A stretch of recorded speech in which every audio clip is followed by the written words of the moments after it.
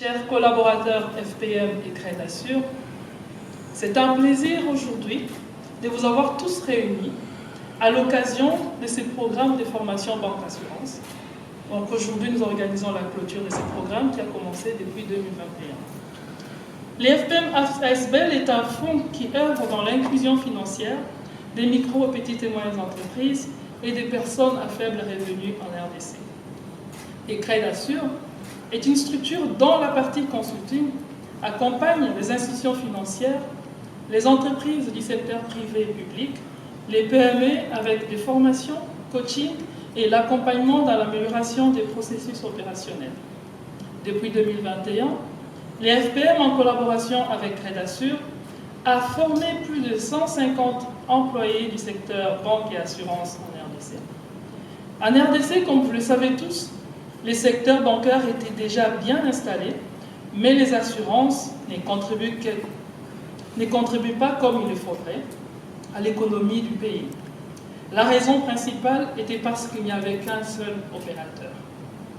Avec plus de 105 millions d'habitants, la RDC dispose d'un marché des assurances qui est certes naissant, mais qui est intense et qui intéresse plusieurs opérateurs dont un potentiel énorme.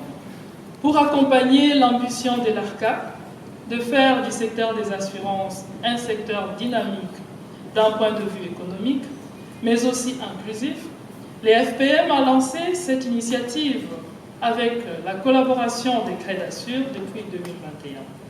Étant donné que le secteur bancaire est déjà fort développé avec un large réseau de distribution, il est important de saisir cette opportunité en accompagnant la mise en marche rapide de la banque assurance en RDC avec des formations et coaching dans le domaine des banques assurances.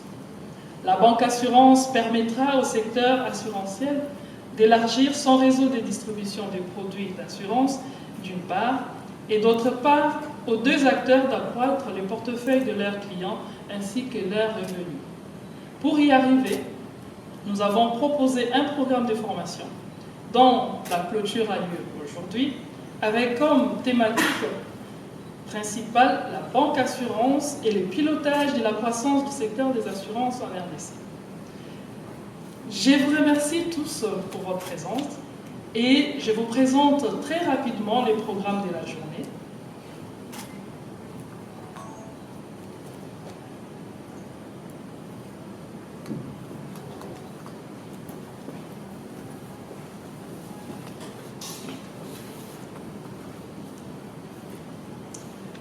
Alors, au programme, voilà, on a l'accueil des invités, on ne va pas répéter. La première intervention serait avec la SAR qui va parler donc, de son rôle dans le développement du secteur, quelles sont les actions déjà réalisées pour accompagner la croissance du secteur des assurances et quels sont les chantiers qui sont en cours donc, pour arriver à booster le développement du secteur des assurances en RDC. La troisième intervention sera les compagnies d'assurance. Donc, nous avons choisi les compagnies d'assurance qui sont déjà lancées dans la banque assurance parce que le but du programme, la thématique principale, c'est la banque assurance. Nous avons Rausure et Afrissure qui vont nous présenter les difficultés qu'ils ont rencontrées pour la mise en marche de la banque assurance, quelles sont les contraintes. Donc, nous parler un peu de la croissance du portefeuille depuis la libéralisation et depuis l'obtention de l'agrément en tant que banque assureur. Ensuite, nous avons le quatrième panel, donc c'est les banques qui sont dans la banque assurance. Nous avons la Rabobank et TMB qui vont aussi de leur côté nous parler de la croissance et comment les banques ont contribué à la croissance du secteur des assurances via la banque assurance. Et pour finir, je vais présenter quelques pratiques sur la banque assurance, comment booster la vente des produits d'assurance et garantir la croissance du portefeuille des assurances. Il est important de se lancer dans la banque assurance, mais il faut encore savoir comment piloter la force commerciale. Et nous avons des questions pour le public et nous clôturons avec un drink et voilà la fin. Et pour les participants, ne partez pas, parce que nous avons un workshop prévu pour clôturer avec vous ces programmes de formation. juste de 15h à 17h. Je vous remercie tous et j'appelle le premier intervenant qui est la star. Je vais vous montrer un peu, je ne veux pas m'éterniser dessus, parce qu'il y a tellement à dire, parce qu'il y a beaucoup de choses à faire. Il faut se rappeler que le secteur est libéralisé depuis quelques années. Et donc on reprend vraiment, il faut reprendre tout à la base. Donc 4-5 ans, je pense que c'est pas encore assez, mais on va montrer certaines choses que l'on a fait. D'abord, au niveau de l'association, donc la société, l'association des sociétés d'assurance et de l'assurance de la RDC a été créée en juin 2019. Donc, comme vous le voyez, c'est par rapport à une obligation du Code des assurances. Donc, le Code des assurances demande que les sociétés qui pratiquent, donc agréées par l'ARCAC, qui pratiquent de l'assurance, se réunissent en association. Donc, c'est ce qui a été fait en juin 2019. Donc, notre mission, je dirais, donc, la mission première, c'est de défendre les intérêts des entreprises d'assurance, de la profession, du secteur des assurances, entreprendre toute action de communication et d'information auprès du grand public, et élaborer des études et des analyses qui intéressent le secteur des assurances et qui pourraient aussi, qu'on pourrait mettre à disposition donc, des membres et du public. Donc ça, c'est un peu les missions. Maintenant, nous avons des axes stratégiques que nous avons définis. Le premier axe stratégique, c'est la promotion de la culture d'assurance. Oui, avec une seule société d'assurance et avec les différentes interactions, les différentes expériences que les uns et les autres ont eues avec cette société, il y a eu des interactions positives et négatives. Donc les gens ont perdu ce réflexe de s'assurer.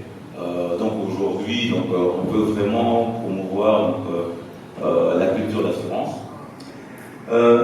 Le deuxième point, je dirais que c'est la promotion. Il y a tout ce qui est courtier, il y a tout ce qui est hôpitaux pour ceux qui sont dans l'assurance médicale. Il y a les experts pour quand il y a des sinistres, pour un peu évaluer les sinistres. Il y a des sociétés qui donnent des services funéraires pour ceux qui font de l'assurance décès. Donc vous voyez qu'il y a tout un écosystème et toutes les sociétés qui gravitent autour du secteur de l'assurance. Donc vraiment, on aimerait que tout ce secteur-là aussi se développe au même moment que les compagnies d'assurance. Il y a aussi l'harmonisation des relations entre les membres et les différents partenaires.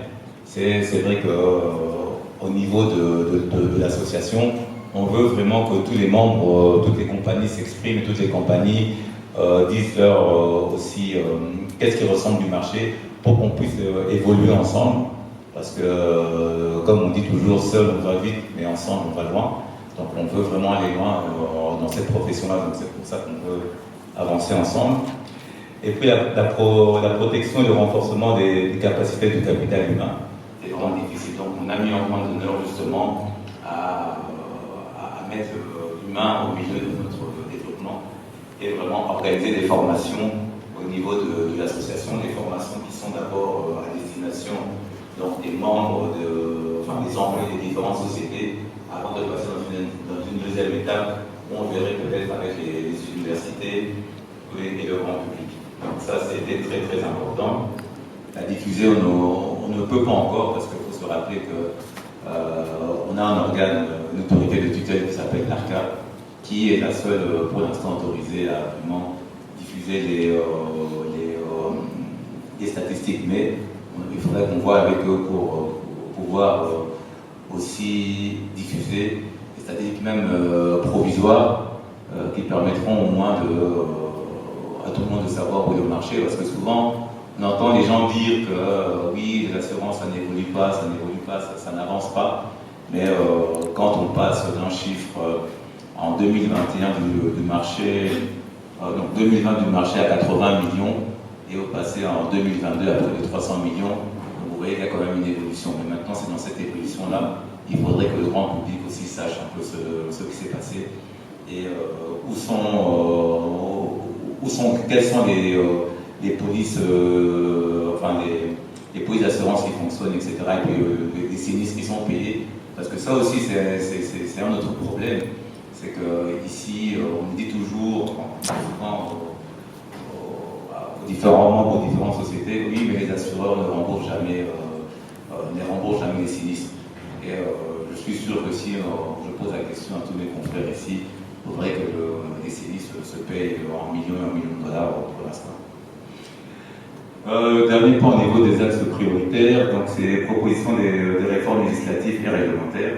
C'est en effet le code des assurances qui a été fait est un code qui a servi de base, mais il y a des éléments dans ce code-là qui devraient être adaptés à notre réalité, à notre fonctionnement. Donc en tout cas, on veut commencer, on a déjà commencé à travailler sur certains points, mais on doit travailler pour vraiment essayer d'avoir le code le plus proche de notre réalité. Au niveau de quelques chantiers qui ont été ouverts, ce qui est important, c'est qu'on a créé la SAR. Dans les 6 commissions, on peut citer donc, une commission technique vie, une commission technique non-vie, une commission qui s'occupe du capital humain, donc celle qui gère toutes les formations, une commission finance et fiscalité, une commission juridique et une commission communication et relations extérieures. Donc ce sont des commissions qui permettent justement d'attaquer les problèmes de manière plus précise et de faire des recommandations, que ce soit au gouvernement, que ce soit aux régulateurs, ou justement faire ces propositions au niveau de l'évolution du cadre juridique. La mise en place d'un cadre d'échange avec le régulateur. C'est vrai que le régulateur, l'ARCA, nous contrôle tous les mois, et c'est pour permettre aussi aux compagnies d'assurance d'avoir une comptabilité qui est plus en relation et en adéquation avec l'activité qu'ils font, parce qu'on vend en dollars, on reporte en dollars, mais maintenant quand ils vont faire la présentation des chiffres à la DGI ou l'administration, un des premiers combats que l'on avait mené, c'était avec la DGI, parce que le code des assurances dit que les primes de réassurance ne sont pas taxables, mais la DGI disait que non, il fallait taxer ça. Donc il fallait vraiment faire un petit combat avec la DGI. On a interpellé le ministère des Finances, et finalement le ministère des Finances nous a donné raison, et c'est vraiment ce qui est dans le code des assurances qui a été appliqué. On a eu également l'organisation de la FANAF qui est au niveau de l'Afrique francophone le plus gros événement annuel qui regroupe les assureurs. Donc, pendant une semaine au mois de février, il y avait un peu plus de 800 participants qui sont venus justement à RDC. Ça permettait non seulement de montrer à tous ces partenaires assureurs, parce qu'on travaille avec eux sur d'autres pays, qu'il y a un marché en RDC qui existe, il y a des compagnies qui sont là, et ça permettait aussi également à d'autres acteurs de venir nouer des partenariats. Et cet événement a eu vraiment une grande visibilité au niveau du secteur, au niveau du continent. Donc on a eu aussi, on a eu la création de la Commission nationale permanente des assurances à l'AFEC. Comme vous savez, l'AFEC, la Fédération des entreprises congolaises, est là où se retrouve le syndicat opérationnel à 100% et exploite le potentiel comme on voudrait. Tout à l'heure, donc, j'ai parlé du renforcement des capacités, donc seulement à travers les formations.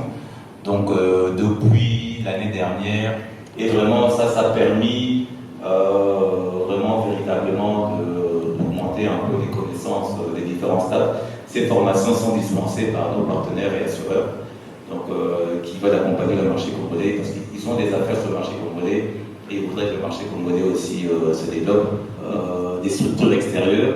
Donc nous avons signé 2 conventions. Il y a une convention avec la Fédération marocaine des assurances et une autre convention avec l'ASACI, donc l'Association des d'assurance de Côte d'Ivoire.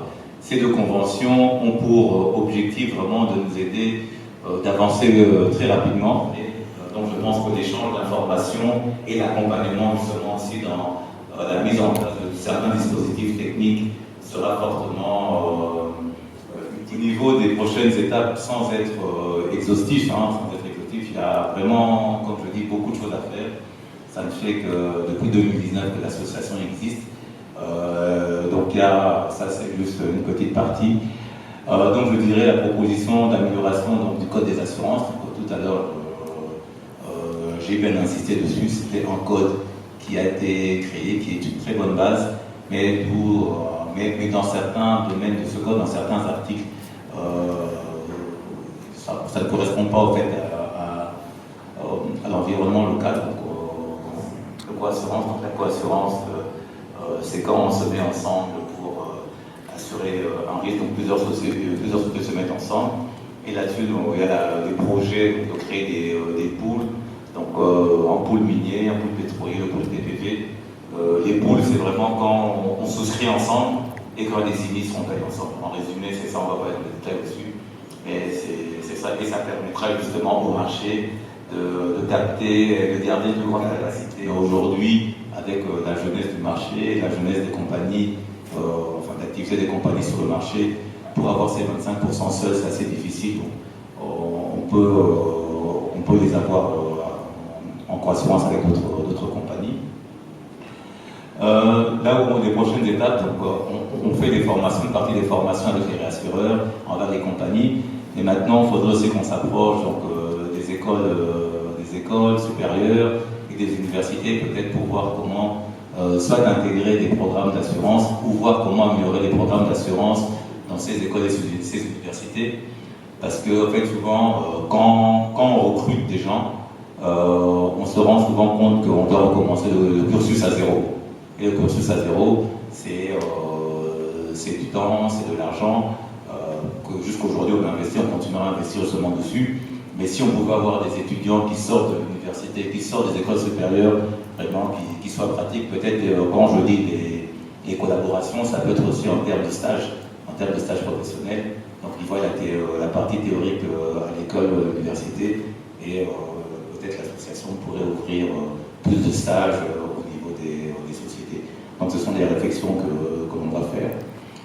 Continuer la sensibilisation auprès des sites, que ce soit au niveau du public, que ce soit au niveau du grand public, que ce soit des cibles plus corporées. Il faut continuer parce que aujourd'hui c'est encore un métier nouveau, je dirais, et que beaucoup ne comprennent pas, beaucoup ne connaissent pas. Donc on doit continuer à sensibiliser pour que tout le monde,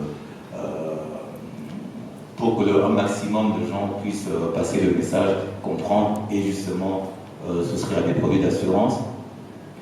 Il y a aussi la formation des organes publics au niveau judiciaire, fiscal et administratif. Il y a souvent des contrôleurs ou qui viennent, mais avec qui on a des discussions, mais s'il y avait une plus grande formation en sur le secteur des assurances, nous permettrait d'économiser du temps et d'être plus efficace. Donc voilà en quelques slides, c'était assez rapide, je ne peux pas rentrer dans le détail, mais je pense que l'essentiel a été dit.